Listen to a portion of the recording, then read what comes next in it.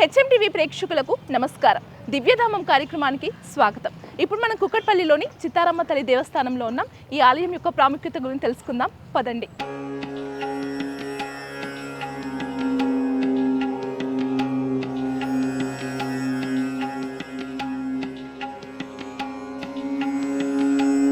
ఈ ఆలయంలోకి అడుగు పెట్టగానే చక్కటి పాజిటివ్ వైబ్స్ అండి. ఒక్కసారి అమ్మవారిని అలంకరణతో తిలకిస్తే ఎంతో అనుభూతి కలుగుతుంది. ఈ ఆలయం గురించి అనేక అంశాల గురించి తెలుసుకునే ముందు, ప్రధాన అర్చకులతో మాట్లాడే ముందు ఆలయాన్ని అంతా ఒకసారి తిలకిద్దాం.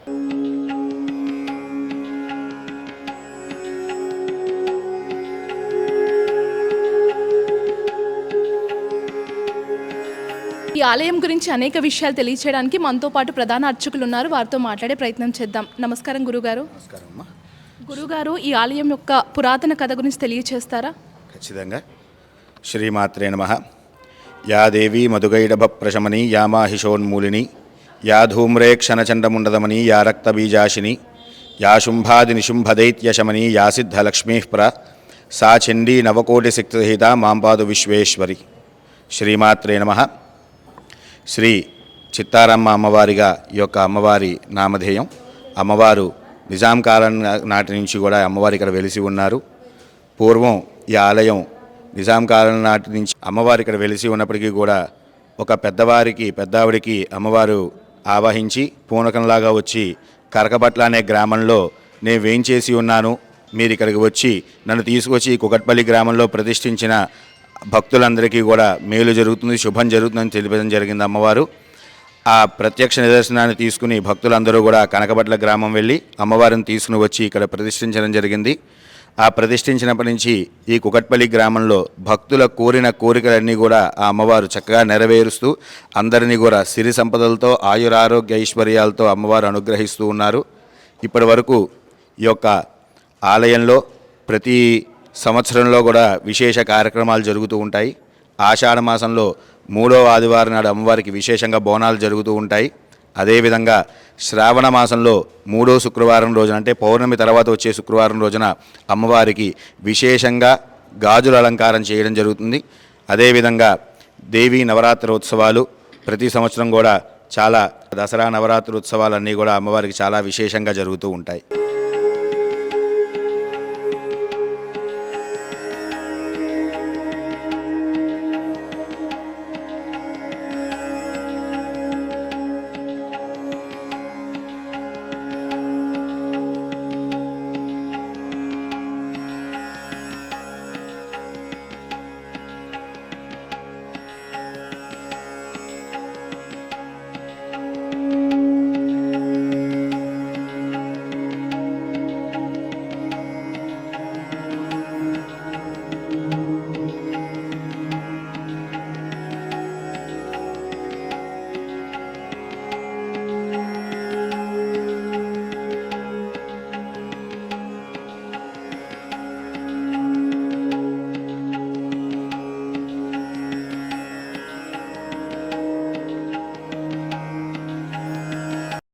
అలాగే గురుగారు, ప్రత్యేకంగా రోజువారి కైంకర్యాలు ఎలా నిర్వహిస్తారు ఇక్కడ? ప్రతినిత్యము కూడా ఉదయం 6 గంటలకి ఆలయం తీస్తామండి. ఆలయం తీసిన తర్వాత అమ్మవారికి ప్రతిరోజు శ్రీచక్రానికి అభిషేకము, కుంకుమార్చనలు జరుగుతూ ఉంటాయి.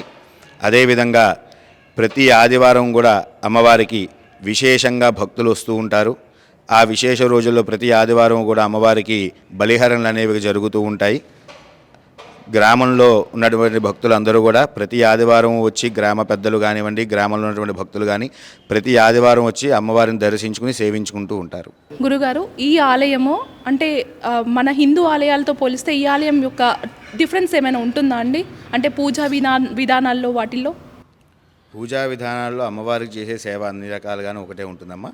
కానీ ఏంటంటే విశేషంగా అంటే కనుక మనకి ప్రతి ఆదివారం అమ్మవారికి బలిహరణలు జరుగుతూ ఉంటాయి. భక్తులు తమ యొక్క కోరికలు తీరిన వెంటనే అమ్మవారికి బలిహరణ ఇచ్చి వారి యొక్క మొక్కులు చెల్లించుకుంటూ ఉంటారు. గ్రామ దేవత అవ్వడం వల్ల ఏంటంటే ఇక్కడ బలిహరణలు అనేవి అమ్మవారికి ఇష్టంగా జరుగుతూ ఉంటాయి. అలాగే గురుగారు, చిత్తారమ్మ తల్లి దేవస్థానం ప్రధాన అర్చకులుగా మీకున్న అనుభవం గురించి మాకు తెలియచేస్తారా? ఈ యొక్క అమ్మవారు ప్రతినిత్యము కూడా గ్రామం అంతా కూడా సంచరిస్తూ ఉంటారు. అది చాలామందికి ప్రత్యక్ష నిదర్శనంగా రాత్రిపూట జరగడం కూడా చాలామందికి నిదర్శనంగా అమ్మవారు కనిపించారు అని చెప్పి ఇక్కడ చాలామంది చెప్తూ ఉంటారు. అదేవిధంగా రాత్రిపూట ఎవరైనా కనుక ఈ చుట్టుపక్కల వాళ్ళు ఎవరైనా ఇక్కడ నిద్ర చేసినట్లయితే అమ్మవారు తిరుగుతున్నట్టుగా గజ్జల శబ్దాలు, ఆ యొక్క సుగంధ పరిమళ వాసనలు అవన్నీ కూడా వెదజల్లుతూ ఉంటాయి భక్తులకి. అలాగే గురుగారు, అమ్మవారు అనగానే మనకి తొట్లళ్ళు, పలారం బండి అంటుంటారు కదండి, ఈ అమ్మవారికి ప్రత్యేకంగా ఎలా ఉంటుంది? పలహార బండ్లు అంటే మనకి ప్రతి సంవత్సరం ఆషాఢ మాసంలో జరిగే బోనాలు ఉత్సవంలో అమ్మవారికి తొట్టెలు అలాగే పలహార బళ్ళు అన్నీ కూడా గ్రామం అంతా కూడా ఊరేగింపుగా తీసుకుని వచ్చి అమ్మవారికి సమర్పించడం జరుగుతుంది. ఆషాఢ మాసంలో 3వ ఆదివారం నాడు మధ్యాహ్న సమయంలో ఈ యొక్క పలహారాల బళ్ళు అన్నీ కూడా అమ్మవారికి నైవేద్యంగా తీసుకుని వచ్చి విశేషంగా గ్రామస్తులందరూ కూడా గ్రామ పెద్దలు గ్రామస్తులందరూ కలిసి చాలా విశేషంగా అమ్మవారికి ఆ యొక్క పలహార బండ్లు తీసుకొచ్చి నైవేద్యం సమర్పిస్తూ ఉంటారు. అంటే అమ్మవారు అనగానే మనకి ఆదివారం రోజు పూజ చేసుకోవాలంటారు కదండి, ప్రత్యేకంగా వారంలో ఏ రోజు ఈ అమ్మవారిని పూజిస్తారు? ఇక్కడ ప్రతి మంగళవారము, శుక్రవారము, ఆదివారము ఈ 3 రోజుల్లో అమ్మవారికి చాలా విశేషంగా భక్తులు వస్తూ ఉంటారు. విశేష అర్చనలు అనేవి జరుగుతూ ఉంటాయి. గురుగారు, ముఖ్యంగా అమ్మవారు పూజలు అనగానే మనకి గుర్తొచ్చేది బోనాలు కదండి. ఈ బోనాలు ఇక్కడ ఎలా జరుగుతాయి, అంటే భక్తుల తాకిడి ఎలా ఉంటుంది? ఆషాఢ మాసంలో 3వ ఆదివారం నాడు జరిగే బోనాల కార్యక్రమంలో విశేషంగా కూడా ఉదయం 3 గంటల నుంచే కూడా భక్తులు దర్శనానికి వేయించేస్తూ ఉంటారు. ఆ రోజు రాత్రి 10 గంటల వరకు అమ్మవారి యొక్క దర్శనం చాలా విశేషంగా జరుగుతూ ఉంటుంది. చాలామంది ఎక్కడెక్కడో దూరాల నుంచి, దూర ప్రాంతాల నుంచి, ఊళ్ళ నుంచి కూడా వచ్చి అమ్మవారిని దర్శించుకుని వెళ్తూ ఉంటారు. అదేవిధంగా ఆ బోనాల రోజు అమ్మవారికి విశేషంగా అందరూ కూడా గ్రామంలో ఉన్న ప్రతి ఒక్కరూ కూడా తమ యొక్క వాహనాలను తీసుకుని వచ్చి ఇక్కడ అమ్మవారికి విశేషంగా పూజలు చేయించుకుని వాహన పూజలు కూడా చేసుకుని చక్కగా అందరూ కూడా భక్తులందరూ కూడా అమ్మవారి దర్శనం చేసుకుని విశేషంగా వేలల్లో వస్తూ ఉంటారు మా దగ్గర జనాలు. కాబట్టి ఏంటంటే అందరికీ కూడా చక్కగా దర్శన భాగ్యం కలుగుతూ ఉంటుంది. అమ్మవారు అందరినీ అనుగ్రహిస్తూ ఉంటారు. అలాగే గురుగారు, ఇక్కడ పోచమ్మ తల్లి దేవస్థానం కూడా ఉంది కదా, వాటి గురించి తెలుసు.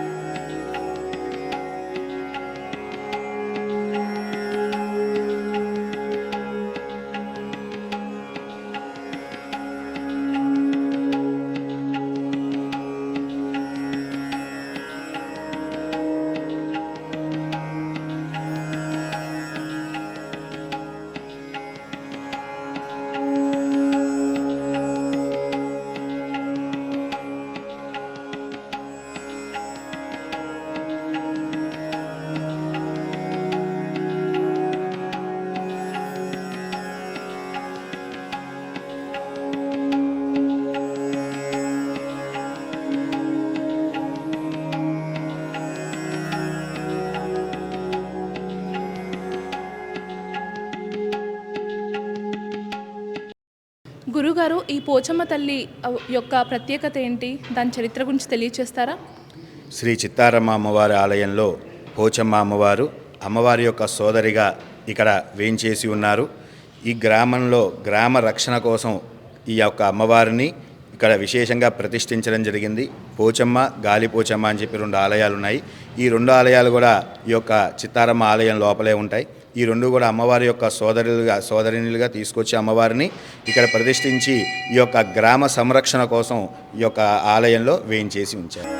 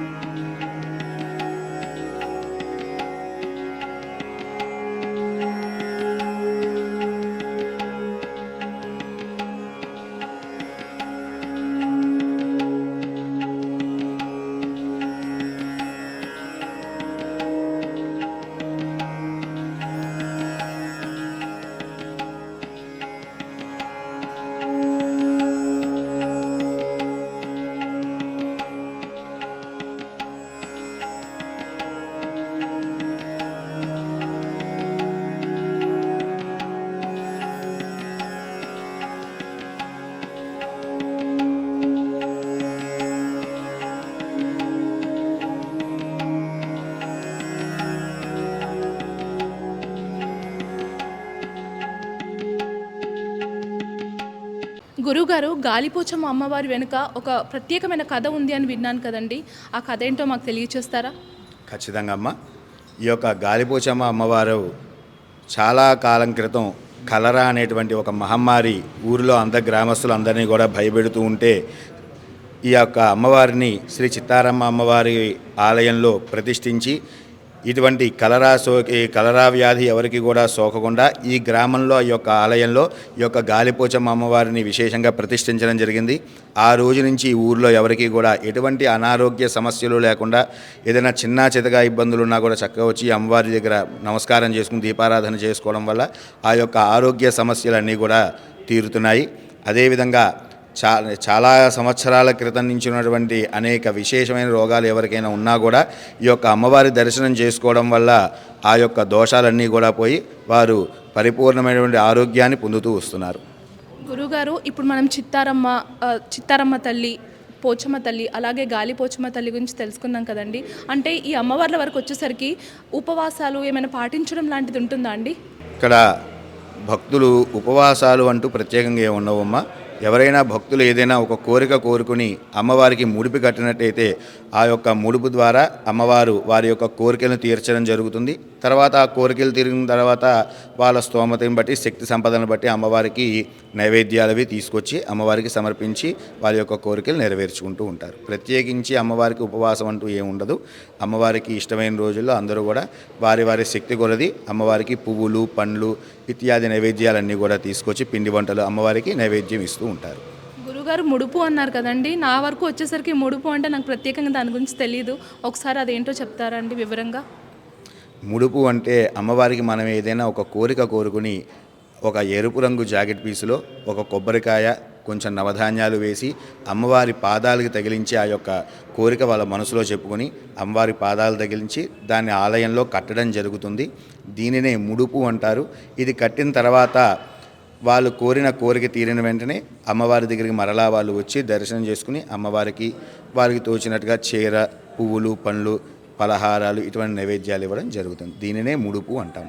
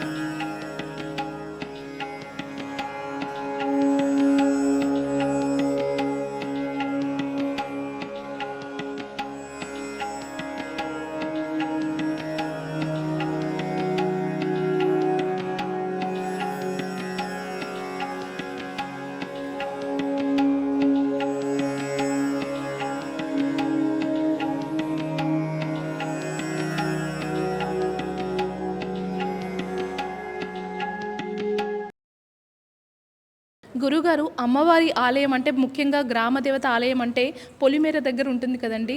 అసలు ఈ నగరం నడిబొడ్డులో ఈ అమ్మవారిని ఇంత బాగా ఎలా ప్రతిష్ఠించగలిగారు? అమ్మవారు శ్రీ చిత్తారమ్మ అమ్మవారు ఈ ఊరిలో గ్రామ దేవతగా వెలిశారు. వెలిసినప్పటి నుంచి కూడా గ్రామస్తులందరూ కూడా ఒకప్పుడు పూర్వం ఆలయం కూడా చాలా చిన్నగా ఉండేది.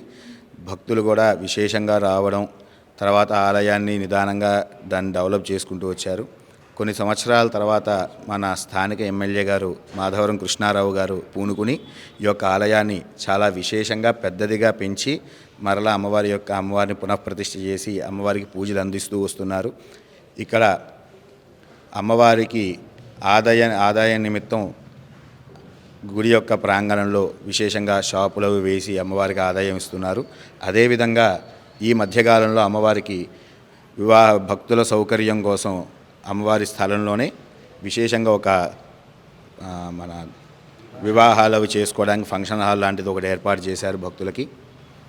ఎవరైనా సరే చిన్న తరహా వాళ్ళు నుంచి పెద్దవాళ్ళ వరకు అందరికీ కూడా సౌకర్యంగా ఉండే విధంగా ఈ యొక్క ఫంక్షన్ హాల్ ఏర్పాటు చేయడం జరిగింది. దాని నుంచి వచ్చే ఆదాయం, అదేవిధంగా గుళ్ళో వేసినటువంటి షాపుల నుంచి వచ్చే ఆదాయం, ఇవన్నీ కూడా అమ్మవారి యొక్క ఆదాయం వచ్చేలాగా మన స్థానిక ఎమ్మెల్యే మాధవరం కృష్ణారావు గారు చాలా శ్రమపడి ఈ యొక్క ఆలయాన్ని అభివృద్ధి చేసుకుంటూ ప్రతి నెల కూడా అమ్మవారికి ఆదాయం వచ్చే విధంగా ఈ ఆలయాన్ని ఏర్పాటు చేశారు. అలాగే గురుగారు ప్రముఖంగా అంటే పండుగలు ఉత్సవాలు జరిగేటప్పుడు అన్నదాన కార్యక్రమాలు అనేవి ఎలా నిర్వహిస్తారు? ప్రతి సంవత్సరం కూడా దసరాల్లోనూ బోనాల సమయంలో అలాగే శ్రావణ మాసంలో అమ్మవారికి విశేషంగా భక్తులు వస్తూ ఉంటారు. ఈ భక్తులకు వచ్చినటువంటి దూర ప్రాంతాల నుంచి వచ్చేటువంటి భక్తులందరికీ కూడా సౌకర్యంగా ఉండడం కోసం ఈ యొక్క ఫంక్షన్ హాల్ నందు అందరికీ కూడా భోజనాలు వసతి ఏర్పాటు చేస్తూ ఉంటారు. ఈ పర్యవేక్షణ మొత్తం ఆలయ కమిటీ సభ్యులు చూసుకుంటూ ఉంటారు. అలాగే ఈవో గారు కూడా ముందుండి చూసుకుంటూ ఉంటారు. ఈ యొక్క సౌకర్యానికి ఎటువంటి భక్తుల సౌకర్యానికి ఎటువంటి ఇబ్బందులు లేకుండా స్థానిక ఎమ్మెల్యే గారు ముందర నుంచే కూడా ఒక 4-5 రోజులు ముందర నుంచే వచ్చి ఆయన కూడా ఇక్కడ ఉండి భక్తులకు ఎటువంటి ఆటంకాలు లేకుండా చక్కగా వచ్చిన భక్తులందరికీ కూడా ప్రశాంతమైనటువంటి దర్శనం, భోజనాలు, వసతులు అన్నీ ఉండేలాగా సమకూర్చుకుని ఆయనే దగ్గరుండి ఏర్పాట్లన్నీ కూడా చూసుకుంటూ ఉంటారు. అలాగే గురువుగారు మీరు అన్నారు ఈ ఆలయం అమ్మవారికి వచ్చేసరికి మంగళవారం రోజు ప్రత్యేక పూజలు నిర్వహిస్తారని చెప్పారు. అంటే రోజువారీ సమయాలు అండ్ మంగళవారం సమయాలు ఎలా ఉంటాయో చెప్తారా? ప్రతిరోజు ఆలయం ఉదయం 6 గంటలకు తీస్తామండి. అలాగే మధ్యాహ్నం 12 గంటలకి అమ్మవారికి మహానైవేద్యం పెట్టి ఆలయం మూసివేస్తాం. సాయంత్రం మరలా 5 గంటలకు ఓపెన్ చేసి రాత్రి 8 గంటలకు క్లోజ్ చేస్తాము.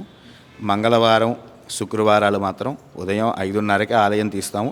మధ్యాహ్నం 1 గంట వరకు కూడా ఆలయం తెరిచి ఉంటుంది. మధ్యాహ్నం 1 గంట తర్వాత భక్తుల యొక్క రాక తగ్గితే అమ్మవారికి మహానైవేద్యం పెట్టేసి ఆలయం మూసివేస్తాం. లేదు భక్తులు ఇంకా ఎక్కువగా వస్తున్నారు అనుకుంటే కనుక అమ్మవారి మహానైవేద్యం పెట్టి సాయంత్రం రాత్రి సమయం వరకు కూడా అమ్మవారి ఆలయం తీసే ఉంటుంది. చక్కగా భక్తులందరూ కూడా వచ్చి దర్శనం చేసుకుంటూ ఉంటారు. ప్రతి ఆదివారం మాత్రం ఉదయం 5 గంటల నుంచి రాత్రి 8 గంటల వరకు కూడా ఆలయం తెరిచే ఉంటుంది. ఎందుకంటే ఆదివారాలు భక్తులు ఎక్కడి నుంచో వేరే దూర ప్రాంతాల నుంచి కూడా అమ్మవారిని వచ్చి అమ్మవారి దర్శనం కోసం వస్తూ ఉంటారు. కాబట్టి వాళ్ళకి ఎటువంటి ఇబ్బందులు కూడా లేకుండా చక్కగా ఇక్కడే అమ్మవారి దర్శనం చేసుకునే విధంగా భక్తులందరూ కూడా ఆలయం రాత్రి 8 గంటల వరకు తీసే ఉంచుతాం. చూశారు కదండి చిత్తారమ్మ తల్లి దేవస్థానం యొక్క ప్రాముఖ్యత. ఇది ఇవాల్టి దివ్యధామం కార్యక్రమం. మరో దివ్యధామం కార్యక్రమంలో భాగంగా మరో ఆలయంతో మీ ముందుంటాం. నమస్తే.